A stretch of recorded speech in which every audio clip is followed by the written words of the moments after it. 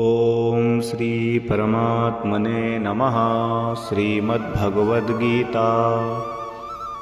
अथ षोडशोऽध्यायः। श्रीभगवानुवाच अभयं सत्त्वसंशुद्धिर्ज्ञानयोगव्यवस्थितिः दानं दमश्च यज्ञश्च स्वाध्यायस्तप आर्जवम् अहिंसा सत्यमक्रोधस्त्यागः शान्तिरपैशुनं दयाभूतेष्वलोलुप्त्वं मार्दवं ह्रीरचापलं तेजः क्षमा धृतिः शौचम् अद्रोहो नातिमानिता भवन्ति सम्पदं दैवीमभिजातस्य भारत दम्भो दर्पोऽभिमानश्च क्रोधः पारुष्यमेव च अज्ञानं चाभिजातस्य पार्थसम्पदमासुरीं दैवी सम्पद्विमोक्षाय निबन्धायासुरीमता मा शुचः सम्पदं दैवीमभिजातोऽसि पाण्डव द्वौ भूतसर्गौ लोकेऽस्मिन् दैव आसुर एव च दैवो विस्तरशः प्रोक्तम् आसुरं पार्थ मे शृणु प्रवृत्तिं च निवृत्तिं च जना न विदुरासुराः न शौचं नापि चाचारो न सत्यं तेषु विद्यते असत्यमप्रतिष्ठन्ते जगदाहुरनीश्वरम् अपरस्परसम्भूतं किमन्यत् कामहैतुकम् एतां दृष्टिमवष्टभ्य नष्टात्मानोऽल्पबुद्ध्यत यः प्रभवन्त्युग्रकर्माणः क्षयाय जगतो हिताः काममाश्रित्य दुष्पूरं दम्भमानमदान्विताः मोहात् गृहीत्वात् सद्ग्राहान् प्रवर्तन्ते शुचिव्रताः चिन्तामपरिमेयाञ्च प्रलयान्तामुपाश्रिताः कामोपभोगपरमा एतावदिति निश्चिताः आशापाशशतैर्बद्धाः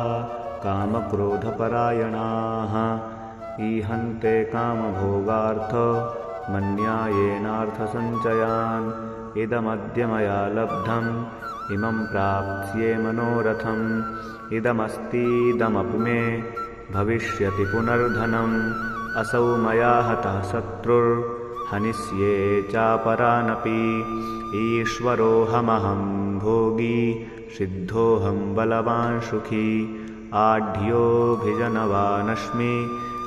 कोऽन्योऽस्ति सदृशो मया यक्ष्ये दास्यामि मोदिष्य इत्यज्ञानविमोहिताः अनेकचित्तविभ्रान्ता मोहजालसमावृताः प्रसक्ताः कामभोगेषु पतन्ति नरकेषु च आत्मसम्भाविताः स्तब्धा धनमानमदान्विताः यजन्ते नाम यज्ञैस्ते दम्भेन विधिपूर्वकम् अहङ्कारं बलं दर्पं कामं क्रोधं च संश्रिताः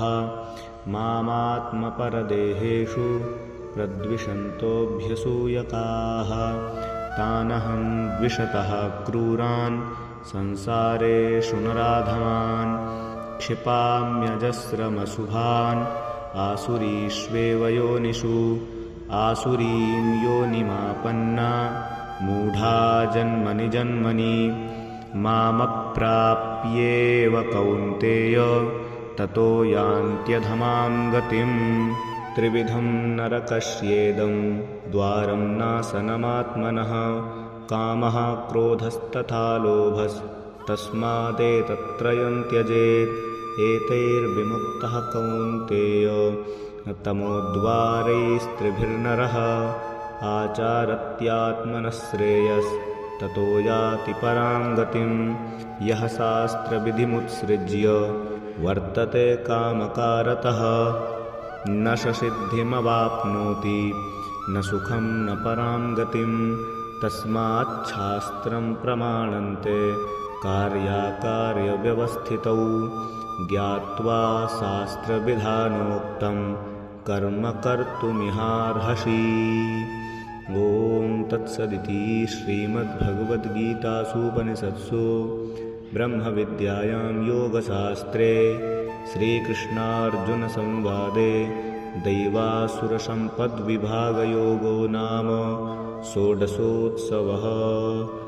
कृष्णाय वासुदेवाय हरये परमात्मने प्रणतक्लेशनाशाय गोविन्दाय नमो नमः। श्रीकृष्णार्पणमस्तु।